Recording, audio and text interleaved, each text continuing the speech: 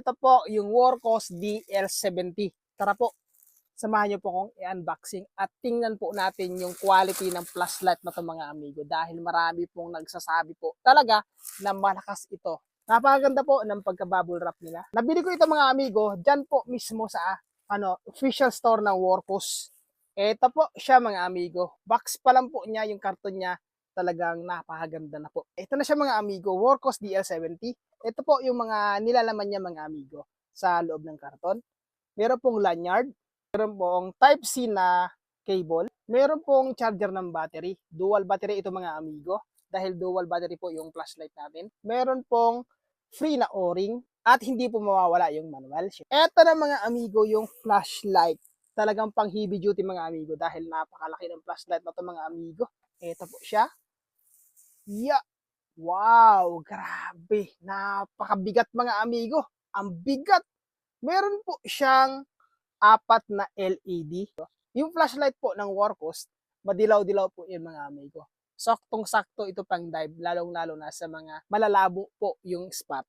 Workhos DL70. Yung battery niya mga amigo, nandito po sa loob.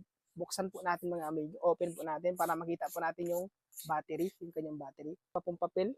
Ayan siya. At eto po yung kanyang battery mga amigo. Grabe na laki ng battery. Ang battery niya mga amigo ay 26650 ang size at 5,000 mAh po. Dalawang piraso, 5,000 plus 5,000 equals 10,000 mAh or 10,000 mAh po yung battery niya. Kung sa bigat ng amigo, pang heavy duty po talaga. Dahil po napakabigat po talaga niya. Dito naman po natin kinakabit yung ating lanyard. Yung kanyang switch amigo, magnetic switch na rin po ito. Kaya po, hindi po papasok yung tubig dito sa ating flashlight. Intended for diving ito mga amigo. Hindi na po kailangan balutin ng goma or ng interior. Ready to dive na amigo. I-full charge mo lang ang battery, makadive ka na. Meron po itong 4 na mode amigo. Ito po yung light niya amigo. Yan po. Isang pindot, yan po yung kanyang low light. Madilaw-dilaw po talaga mga amigo. Yan po ay 400 lumens po mga amigo. Tingnan mo naman. Ayan siya.